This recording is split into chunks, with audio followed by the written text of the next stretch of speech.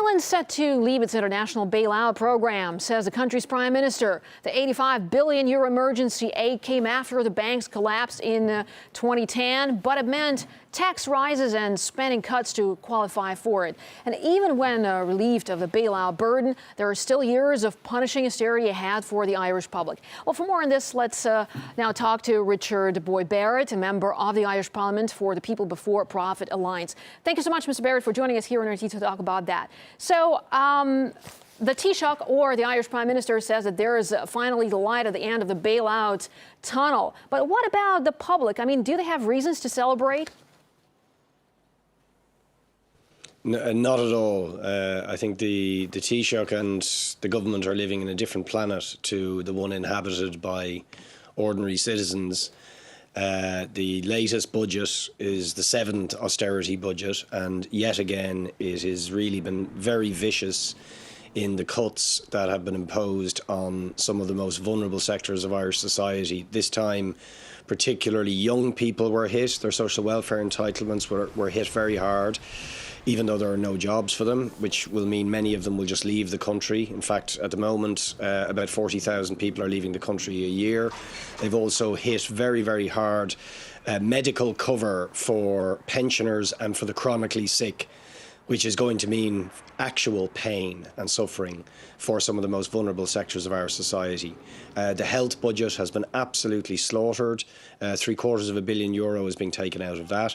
And remember, that's on top of 7 years of similar attacks.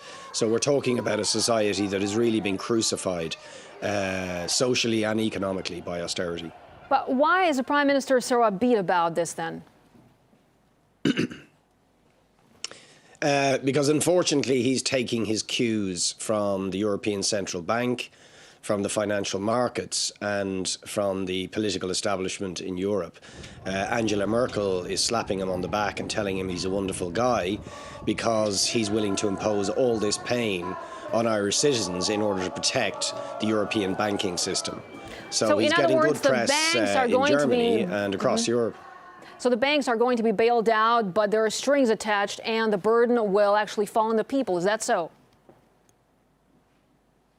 That's what's happening. I mean, in a thoroughly disastrous way. The economy is absolutely strangled. There's no serious signs of economic recovery.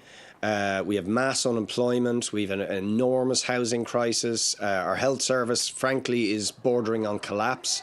And as I said, we have a massive outward migration of young people, a brain drain of the talented and educated young people in this country that could actually help it recover. So I think we will be counting the cost of this bank bailout for decades unless we change policy. I mean, we've seen anti-austerity protests in Greece, Spain, Portugal, and they have been quite intense. But, you know, the public reaction in Ireland doesn't seem to be as intense as in those countries. Why?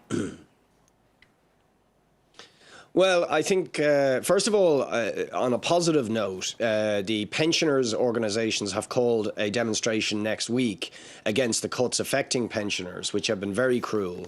And I think you will actually see large numbers on the streets there. So the government's hope that there wouldn't be popular resistance may be mistaken.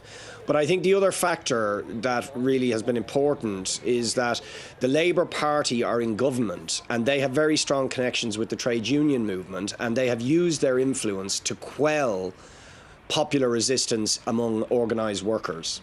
It's not that people don't want to protest, but the organisations that would normally lead those protests are essentially in bed with the government. All right, Richard Boyd Barrett, member of the Irish Parliament for the People Before Profit Alliance. Thank you so much for talking to us here on RT.